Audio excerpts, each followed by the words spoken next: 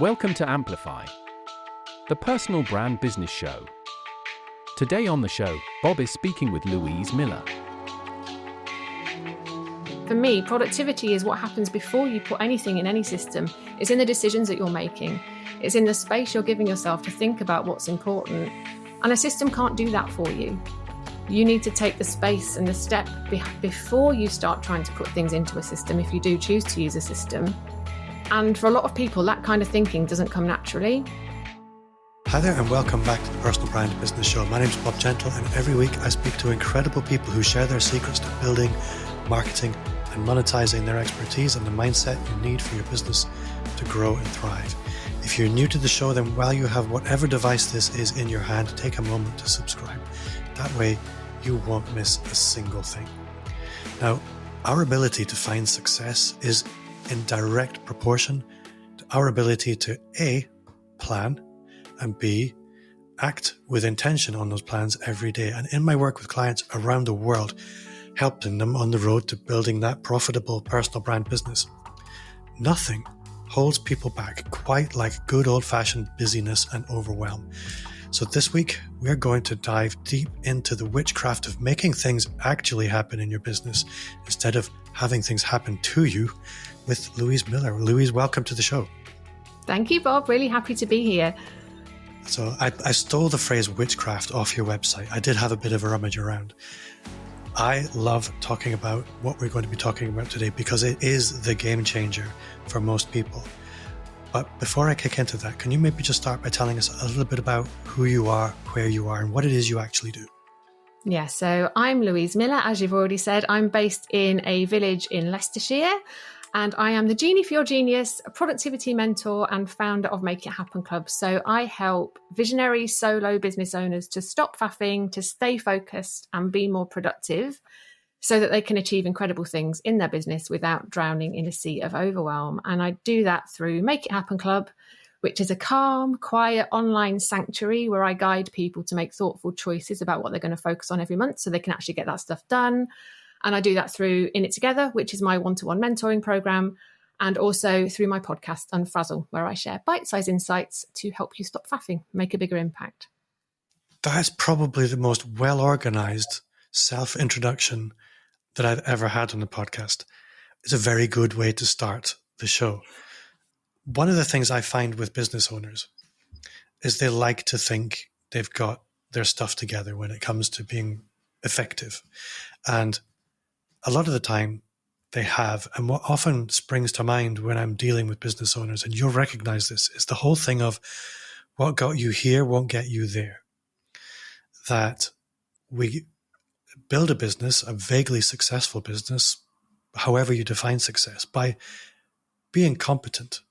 But at some point in every entrepreneur's career, they reach the limit of their competence. They reach some kind of productivity ceiling. And breaking through this is extremely difficult. And I think this is something we can maybe focus on today. When people come to you, what are the pain points? What are the triggers? What is it when people come through the door? You know, it's going to be one of three things that have actually got them there. Yeah, so quite often it's that they are trying to do too many things at once. So they've got all of the ideas and they're trying to execute all of them and therefore are not finishing any of them. There's also, I think we reach a certain level in business where things get busy and you spend all of your time just reacting to what's going on around you, feeling like you're being productive because you are busy and you are doing stuff, but actually what's not happening is the space for the activities that are going to create the growth. And all of those things are actually going to make the impact. So it's people who feel like they're running around like headless chicken, doing all of the things, but are frustrated because they're not able to focus on the things they actually want to be focusing on that they know are going to grow their business. So there's frustration bubbling away underneath all of that. I think something else that happens with a lot of people is that they sit down in the morning and they don't really know what they're doing. They've got this kind of sense of that they're not in control of what they're doing, and they just sit down and they're not quite sure where to start. They don't quite know what to do. And then they've frittered the whole day away, replying to emails, faffing about on social media, couple of calls here and there, but again, they're not moving forward. So it's this general lack of intention, feeling out of control, feeling like they're spinning their wheels, trying to do all of the things and not really finishing anything or getting to where they want to be. And then the frustration that comes with that, and the feelings of shame and embarrassment that come with that as well. Because as you've said, people that are running a business are smart, savvy humans. They're really intelligent people with loads of ideas, which actually is part of the problem. A lot of the time they've got too many ideas, but they feel they should have all of this nailed by now, and they should know how to get this stuff done. And there's a lot of embarrassment and shame around the fact that they're struggling with that. So those are the things I tend to see when people come to me.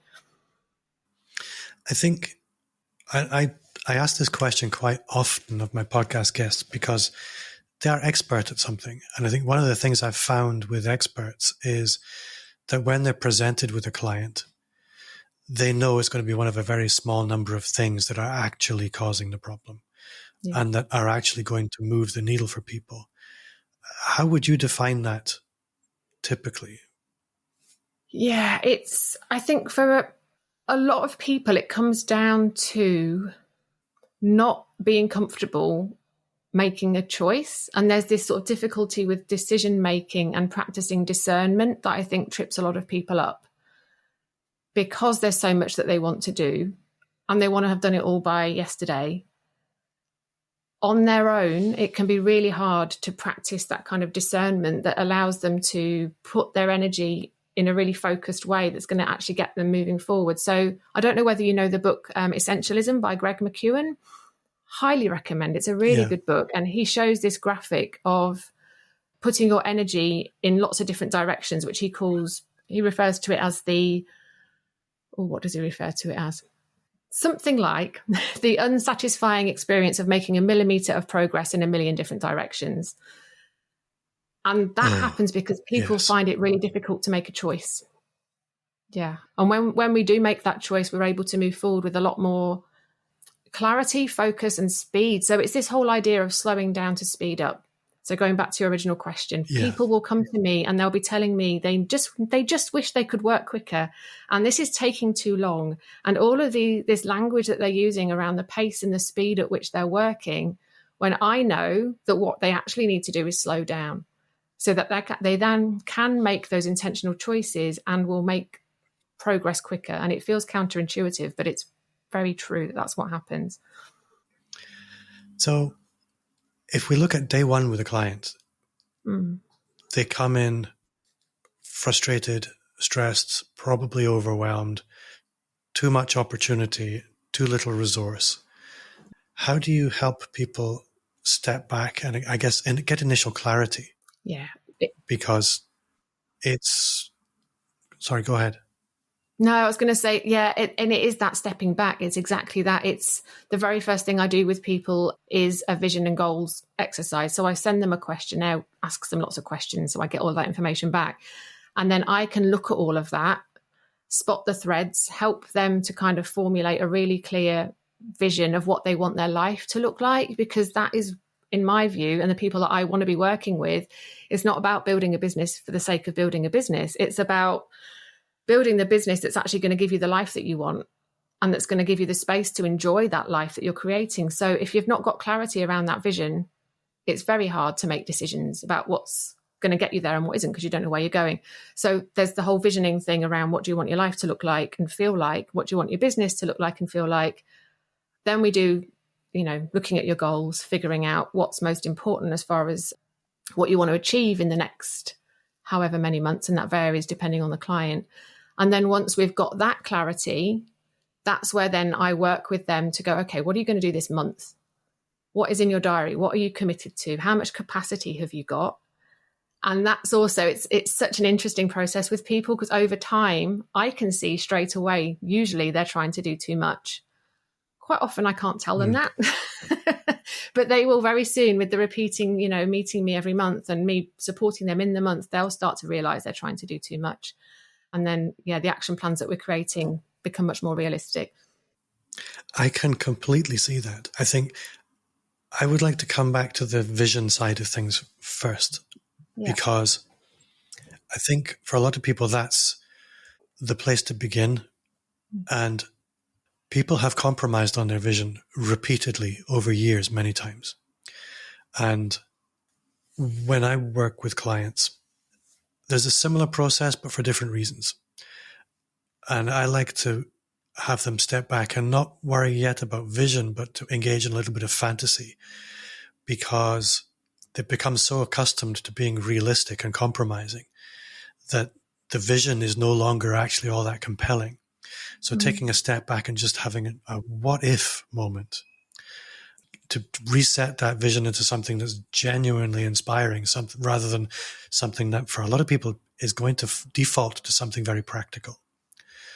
I've used this in content quite often. I don't use it in conversation very often because it's a bit weird, but I talk about this idea of building a time machine where you can go anywhere in any future you want.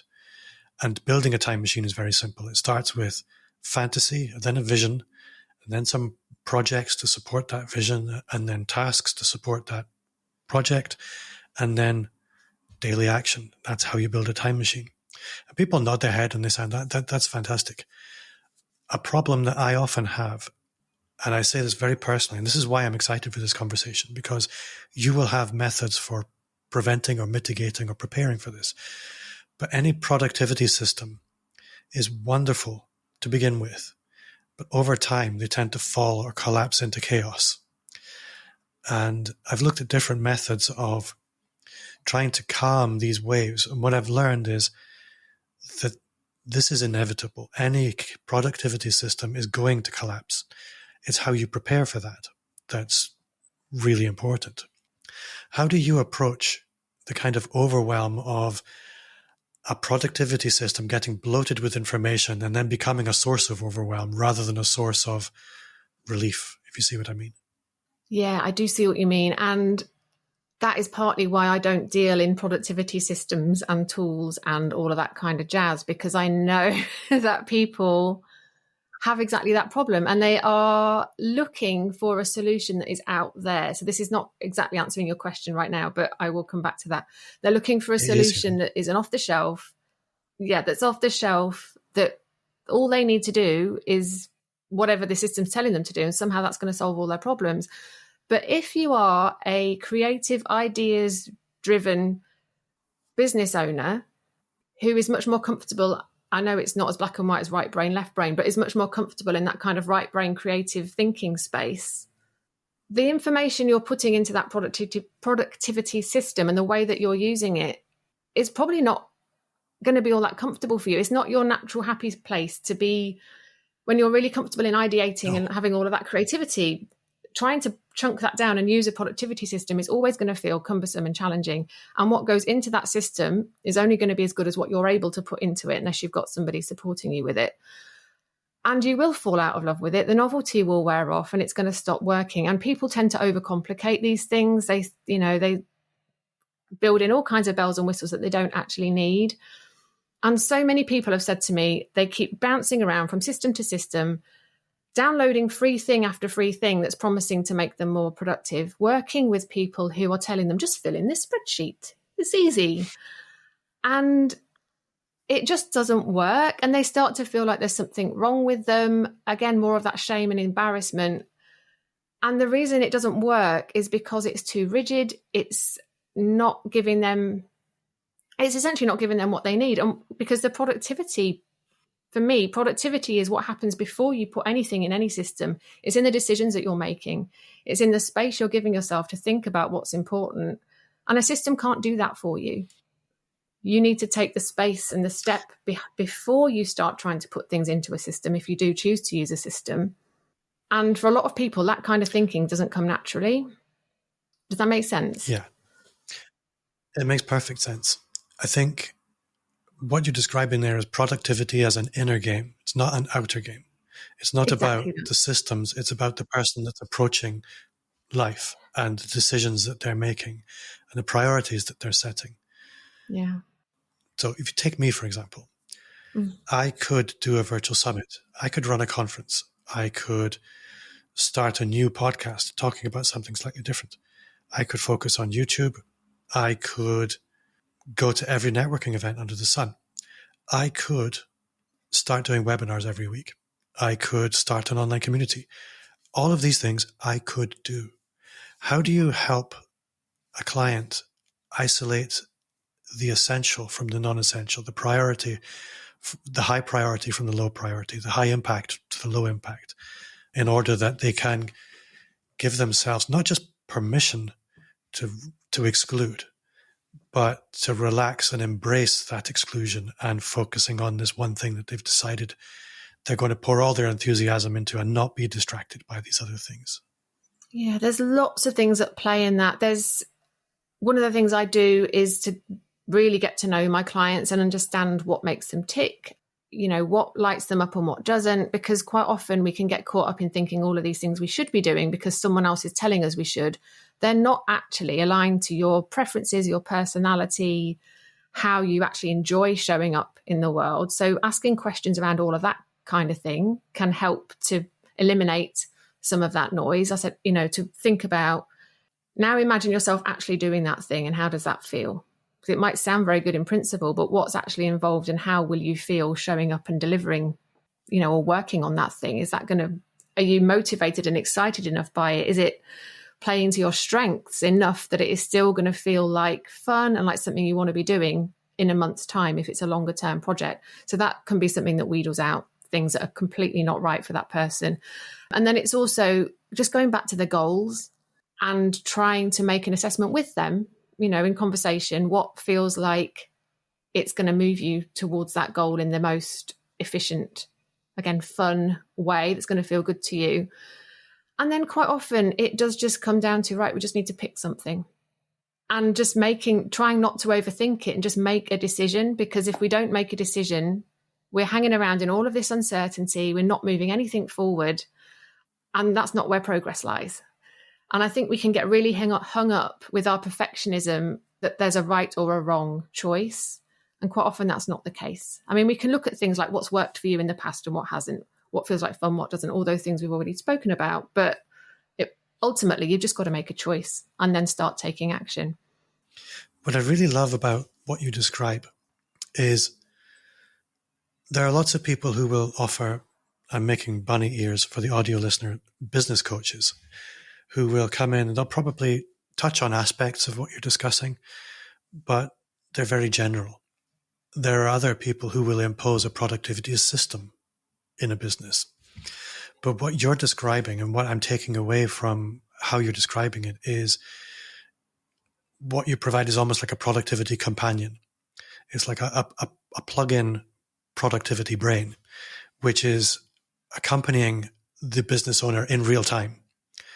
And that's really valuable. I can see how that would be very powerful, because most business owners, if I'm honest, I've become very clear on where my strengths and my weaknesses are.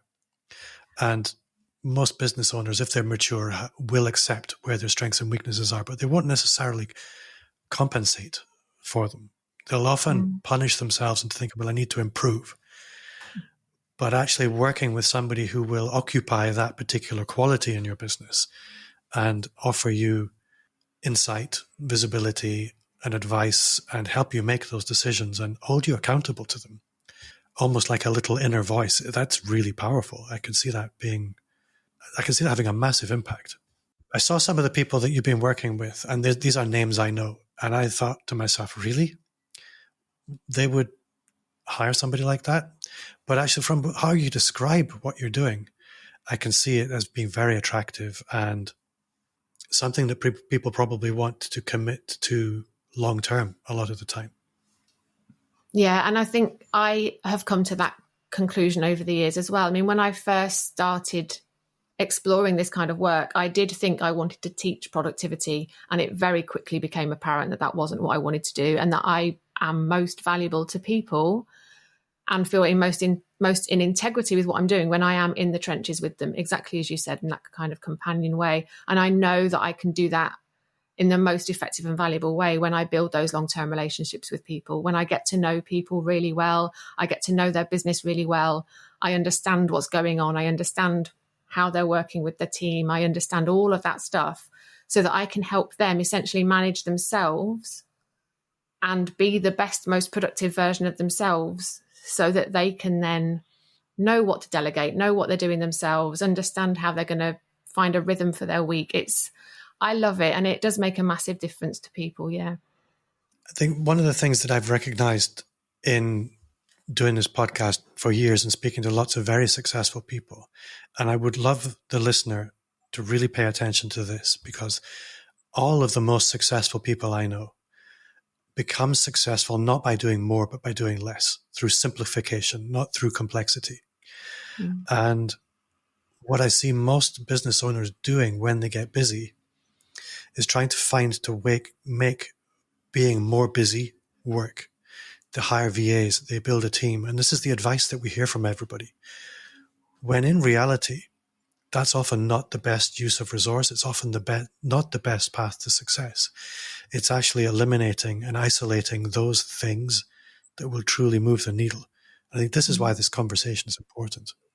I'm interested to hear from you maybe about a couple of examples. So obviously not naming names, but for the listener to maybe have a little bit of inspiration as to the effect that this can have, sort of maybe a before and after style situation. Yeah. Okay. So there was a client I was working with, and these clients, just to be clear for the people that are listening, what we've been talking about so far is the private mentoring work, obviously. So those are the examples that I'll give. But I was working with a client a couple of years ago who had this group program that had been in her head for such a long time that she really wanted to be putting out in the world. She wanted to create the curriculum for it. It was this real big thing in her head, and she just could not start it. She just couldn't, for whatever reason. And it was really, really dragging her down, because she knew she wanted to shift to that kind of way of delivering what she was doing, but she'd found herself stuck, unable to move it forward. So with me at her side, every single month going, right, what's your vision? What are your goals? And what are we doing to move you forward? Every single month, repeating that with her, gave her that kind of accountability, the structure, the kind of me going, okay, so which part of the curriculum are you focusing on this month? And the clarity that you get from just having those conversations and realizing you can chunk it down in that way. Because again, chunk it down, break it down into smaller steps is something we all know. We know we're supposed to do that, but knowing that and actually doing it and following through with it is a very different thing. So having me in her corner enabled her to get that curriculum created and get people enrolled on that program, which, yes, that in itself was a massive achievement for her. But the bigger achievement, from my point of view, and I think she felt this as well, was more about what that did to her on the inside, because she'd been seeing herself as somebody who could not get this done and was failing. And she was having all these kind of feelings of self-doubt, and it was affecting her confidence. Now she can see that she can do it. And when you've got that self-belief that you can do the thing that you thought was impossible, just imagine what you can do from there. So it's that kind of, for me, that inner stuff is just as important as the thing you've created by the end of our working together. So that's one example. A smaller kind of example would be a client. This was years ago, so I was working in a slightly different way, but it's also, I think it is really impactful. She wasn't creating content for her business, and she was a writer, and she wasn't writing consistently in her business. And through our time working together, we landed on this massive light bulb moment for her that the reason she wasn't writing consistently in her business is because writing for her is fun, and work is not supposed to be fun. And therefore her inner work ethic, whatever, was not allowing her to do it. So she wasn't creating it because it wasn't feeling like work. And that for her was a massive breakthrough moment that allowed her to go, hang on a minute, I'm my own boss here. Why am I not allowing myself to do the things that bring me joy? And then that meant we could together figure out how she was going to create the space for that. So she could start doing the things she loved and be creating content that ultimately would benefit her and her business. And then the third example I will give is just with one of the clients I've been working with, absolutely love. In 3 months this year, and you might be able to guess who this is if you know these people, but she's spoken about this openly, so I don't think I'm overstepping. She launched a beta program of a new thing she was creating. She launched a personal podcast alongside the podcast that she's been running for years. And she ran her first ever summit with 35 plus speakers. She wanted to get 2,000 signups on that summit. And she did all of that in 3 months without, breaking herself in the process. And when I first started speaking to her about that, she said to me, lots of people are telling me I'm trying to do too much and I can't do this, but I know that I can. And I was like, right, come on then. So I helped her to kind of just get real clarity around what she was doing when. So it didn't feel like one big mush of overwhelm, and she could see herself taking the small steps that would allow her to do all of that in such a short space of time without killing herself. So yeah, it's massively impactful in lots of different ways. I think success looks very different to different people. And I think what I take away from that is you need to start where people are. Yeah. And growth and success, it needs to come in kind of incremental steps. And it's very tempting to compare ourselves with other people. But what success, I think there's sort of levels you have to pass through. And I find a lot of the time people, they can settle at different places, but everybody is capable of more. But like we said, often by doing much less. Even the last example you gave sounds like a very productive, capable person. But I'm willing to bet was prior to that reacting to the world, having fingers in lots of pies that weren't cooking, just taking fingers out of most of those pies and concentrating on a few of them, probably more than mortals would want to take on. But compared to what she or he was previously trying to do, a lot less. So no, that makes a lot of sense. I'm curious to hear from you in your business, because there's often the question of cobbler's shoes. We're often terrible about applying what we teach or preach in our own businesses. How does that look for you? How do you manage your own time and your own productivity and your own effectiveness, if you like? Oh, that's a great question.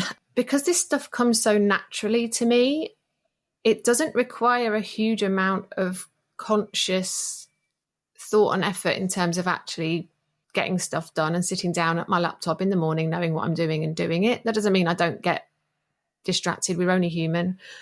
Where I struggle and where I need help is because I'm not an ideas person. I am the left brain, organized, detailed person. I don't come up with new ideas for myself, my business easily and readily. So that's where I get support, because I recognize I can't do everything. I can't be great at everything. So I think for me, the risk is not so much about not getting things done as it is about maybe not, I'm going to be really honest and vulnerable here, maybe not pushing myself as much as I should, because I'm not going, oh, great new idea. I could go and run and do that. And I think that's fine in some respects. I'm a big advocate of slow living and simplification. And I've got 2 offers and a podcast, and I don't want any more offers. And I'm quite happy with my podcast. So it's not that I want I don't need that sense of novelty that I know a lot of new business owners have. So I suspect I don't have the same challenges as a lot of my clients in terms of wrangling all of that, because my brain doesn't work that way. I think that's a really good attitude, because the shiny object syndrome is ubiquitous. Everybody has it. I think in much the same way as you help people with productivity frameworks, like you said, for somebody who is productive, you probably don't need an awful lot of inspiration to be effective within the content or ideas space. And there is so much value in just having a simple offer and making that offer on a regular basis. I think that's where a lot of people fall down, is they have a great offer, but they never make that offer. So they think there's something wrong with their offer, when actually they just need to make that offer a lot more often and they'll be much more successful. Yeah, been there, done that. Yeah, absolutely. So if somebody's thinking, okay, I need to go a little bit deeper with Louise Miller, I would like to connect with her, what's the easiest way for people to do that? Yeah, so come find me on social media. I hang out on LinkedIn. Again, simple. That's the only place you'll find me, really. I have got an Instagram account, but it's just there as a kind of placeholder, and it directs people to LinkedIn. So come connect with me on LinkedIn. Come listen to my podcast, which is called Unfrazzle. It is very snackable. All of my episodes are under 10 minutes long, so it's really great to just listen to while you're waiting for the kettle to boil or something. And if you are really looking for something that's going to actually help you find what works for you when it comes to getting stuff done. So if you feel like we were talking earlier about, you've been trying all of the tools and the productivity systems and what have you, and they're not working for you, I've got a resource that might help. It's called The Holy Grail of Productivity. And it will help you to figure out what actually makes you tick as an individual, understand what that means for your productivity, and then make some small changes so that you can get stuff done in a way that feels really good. And yeah, I'd love if people feel they need that, for them to go and download that. Hopefully you'll put the link alongside the podcast. But it's at Betty Lou Online. Yeah, BettyLouOnline.com/Holy Grail if you want to go grab a copy of that. There will be a link either above or below wherever you're listening to this. Louise, I have had a really good time. I've learned a lot. I have been inspired to simplify. So thank you very much for your time. Again, the website address is BettyLouOnline.com. It's Louise Miller on LinkedIn. Thank you very much for your time. Thanks, Bob. That does bring us to the end of another episode. Thank you for listening. If you have enjoyed the show, then I would gently encourage you, not so gently, to leave a 5-star review wherever you listen to podcasts. If you have enjoyed the show, you will love the Personal Brand Business Roadmap. It's everything you need to start, scale, or fix your expert business. Just click the link in the show notes or visit amplifyme.agency/roadmap. Thanks again for listening, and I will see you next time.